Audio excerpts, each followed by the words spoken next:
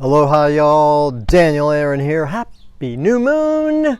And how wonderful is it after the intensity of the last new moon, full moon, eclipse cycle that is coming to a completion, at least for now, to have what I'm calling a poetic new moon, right? And refer to my other video nearby here that speaks about new moon in general, and know that what's poetic about this one is happening in the sign of Sagittarius. Sagittarius is the part of all of us that wants, needs, creates meaning. Sagittarius has this link with sorry, speaking of poetic, my dog just pooped right over there, and I was like, woo-hoo-hoo, that was a potent one. Anyway, Sagittarius, where was I? Distracted. Sagittarius has this relationship classically with travel, education, religion. Why? Because those, at least theoretically, are the areas that help us to expand our view of the world, to broaden our view of the world.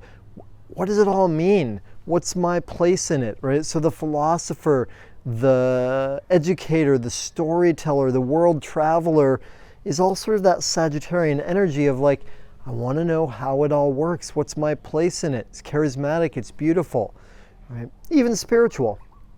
And not only do we have the sun and the moon together in the sign of Sagittarius, they're pretty closely related to both Venus and Mercury, and they're really closely together in this. Venus is about love and beauty and luxury, and Mercury is communication, right? So part of what I always do when I speak about astrology with you here is oversimplify, right? Because if we were trying to get all of it synthesized into a communication, it would be really big. It would be a lot.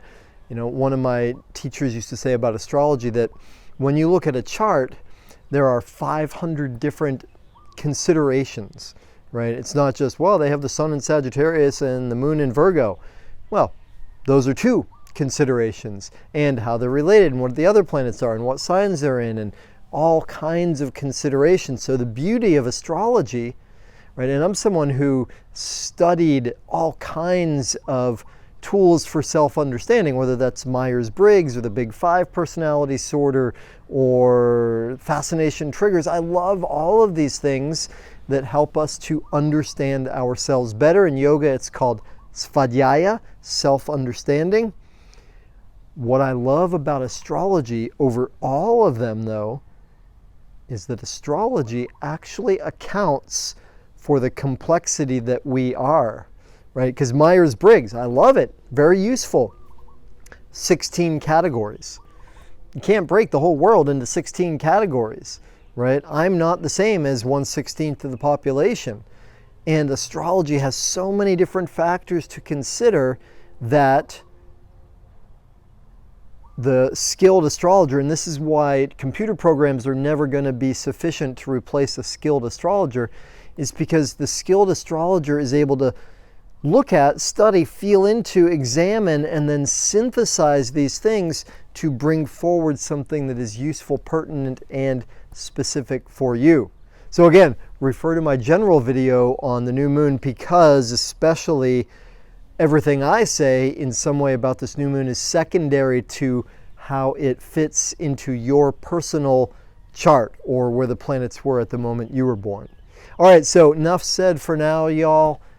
Blessed, blessed, poetic new moon to you. Thanks for tuning in. Aloha.